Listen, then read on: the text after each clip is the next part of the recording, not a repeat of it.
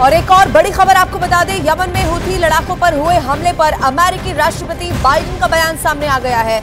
Biden ने यह कह दिया है कि अमेरिका और ब्रिटेन ने मिलकर यमन में हूथी लड़ाकों के कई ठिकानों पर हमला किया है और उसके संकेत पहले ही दे दिए गए थे। जब आपको ये भी बता दें कि जो हूथी लड़ाकों की तरफ से लाल सागर में हमला किया गया था और उसे नाकाम किया गया, उसके बाद से ही ये संकेत मिल रहे थे कि यहाँ पर टेंशन ज्यादा बढ़ सकती है, क्योंकि अमेरिका ब्रिटेन खुले तौर पर यह कह रहे थे कि यहाँ पर इस तरीके के हमले बिल्कुल बर्दाश्त नहीं किए जाएंगे। और अब जो अमेरिका के राष्ट्रपति हैं जो बाइडेन, उनका खुद का बयान इसको लेकर सामने आ गया है।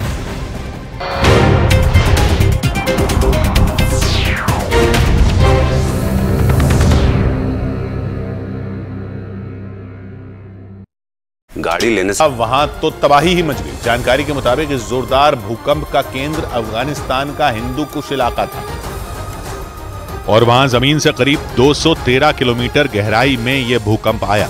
इसकी तीव्रता रिक्टर स्केल पर 6.1 थी।